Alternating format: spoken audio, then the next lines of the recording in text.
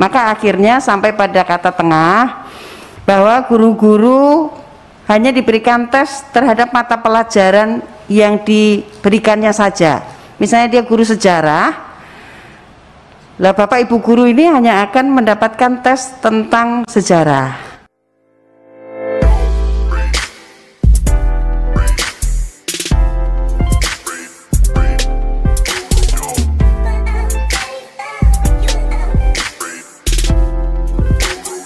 Bisa menjadi bahan pertimbangan untuk langsung diloloskan tanpa melalui tes. Ini memang kalau dipaksakan tes kayaknya nggak lulus-lulus karena sudah mentok.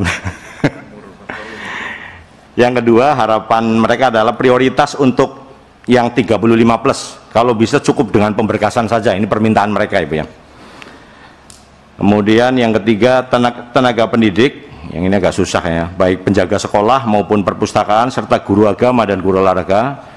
Kami mohon diberikan penambahan kuota sesuai dengan kebutuhan ASN di masing-masing wilayah untuk menutup kekurangan tenaga ASN. Ini sudah jalan ya. Yang empat, harapan yang paling utama mereka tetap kepengin kepres PNS untuk seluruh honorer. Saya kira itu aja, Pak Agustin. Baik Pak, jadi senada dengan Bengkulu ya, tidak ada pemberitahuan tertulis, ya, pemberitahuan lisan ada. Kemudian honorer diusulkan per tahun 1.000 dan dikhawatirkan pada tahun ketiga APBN sudah tidak lagi mencukupi untuk membayar. Kemudian ada aspirasi dari GTK 35+. Ini saya kira seluruh Indonesia sama Pak. Saya juga mendapatkan beberapa WA dari teman-teman Banyumas. Mungkin mendapatkan nomor saya dari teman-teman anggota DPRD PDI Perjuangan, menunggu saya untuk hadir di Banyumas katanya setelah saya dari Sragen. Ada saya bilang bukan dapil, ampun Banyumas jauh. Setelah punya bupati saya kira cukup semua direpresentasi oleh Pak Bupati dan Pak Wakil. Harapannya adalah masa pengabdian, sertifikasi usia mendapatkan poin khusus, kemudian mendapatkan prioritas untuk diangkat. Yang ketiga adalah tenaga kependidikan itu juga mendapatkan tambahan kuota. Yang pertama mungkin saya bisa memberi penjelasan karena pada saat bersama-sama dengan Sesdirjen GTK waktu Kunspik di Sragen, masa pengabdian, sertifikasi, usia dan lain sebagainya, kemudian apakah diperlukan tes atau tidak, sudah mendapatkan penjelasan yang cukup bagus. Ini karena teman-teman Komisi 10 ini menteror gitu ya teman-teman di Dirjen GTK supaya udahlah diangkat aja gitu, nggak usah pakai tes. Kenapa? Tetapi ternyata undang-undangnya tidak memperbolehkan demikian.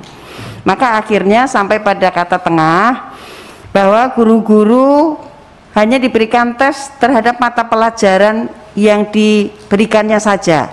Misalnya dia guru sejarah, lah Bapak Ibu guru ini hanya akan mendapatkan tes tentang sejarah.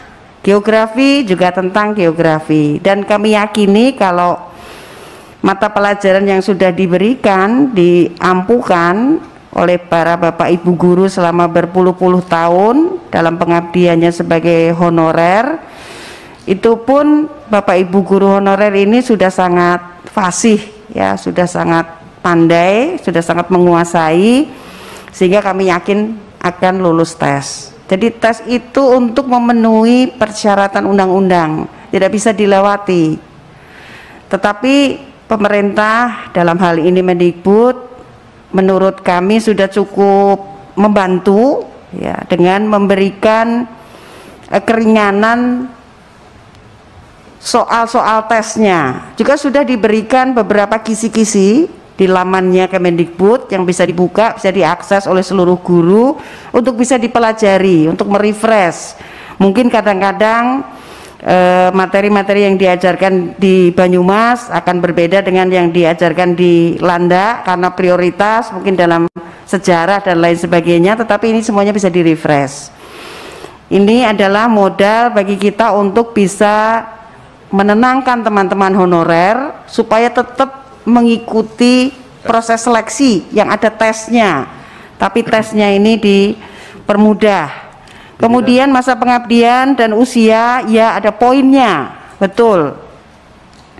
Kemudian yang tenaga kependidikan masih sedang dibicarakan dan kami tidak akan lelah untuk bicara. Selamat datang Pak Fikri. Jadi nanti kalau saya ada panggilan alam ada yang menggantikan. Kemudian kalau ada keinginan apakah mereka bisa diangkat menjadi pegawai negeri sipil, tidak bisa menjawab itu karena panja kita ini mengawasi kegiatan pemerintah, program pemerintah hari ini dalam proses pengangkatan honorer menjadi P3K. Kalau mungkin mau jadi PNS, mungkin nanti kalau memang pemerintah sedang mengadakan program untuk membuka program PNS untuk guru, nah itu pada saat itu mungkin kita bisa memperjuangkannya. Terima kasih Pak Wakil. Selanjutnya kami berikan kesempatan kepada mana lagi nih?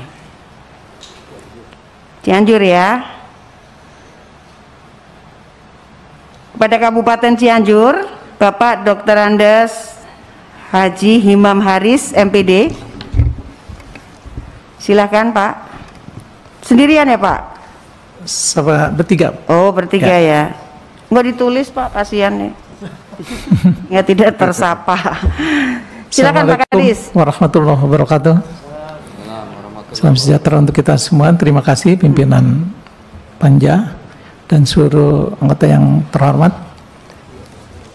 Pertama-tama kami sampaikan permohonan maaf Pak Bupati, pada hari ini kebetulan ada agenda untuk pertemuan dengan BPK dan ada 3 kegiatan yang tidak bisa ditunda.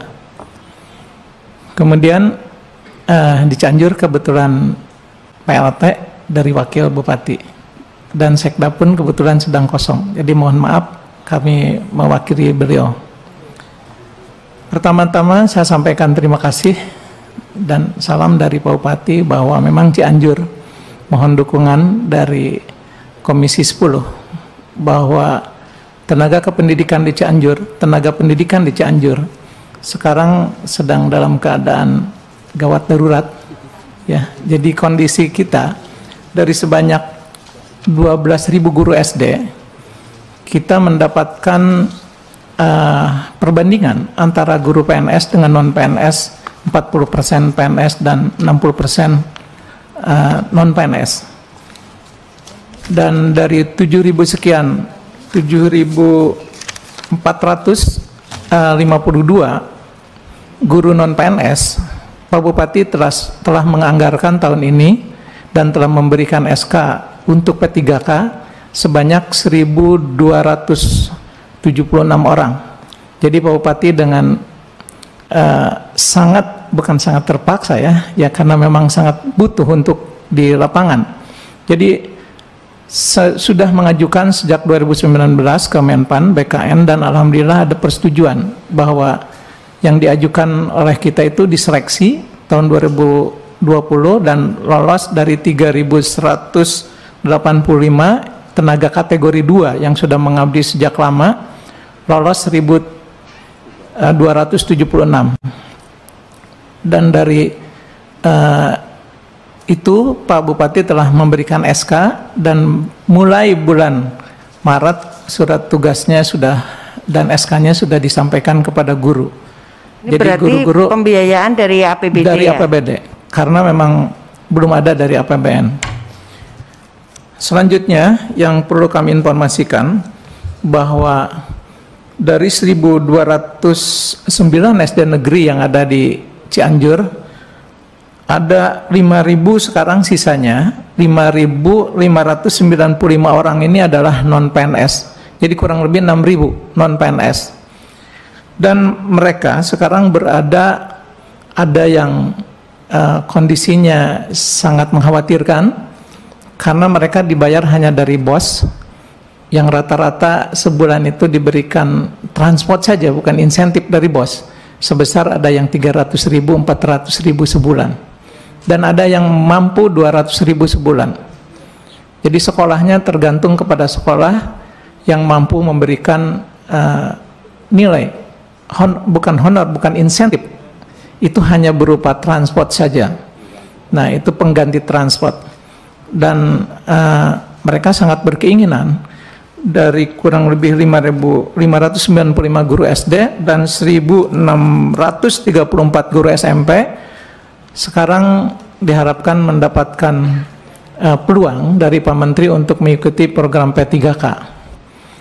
Jadi kalau melihat dari Cianjur memang lebih besar daripada Bengkulu Selatan mungkin ya, dan juga Banyumas. Jadi kami total yang diperlukan sekarang itu guru SD dan SMP yang non PNS 7.242 dan PNS-nya ada 5.430.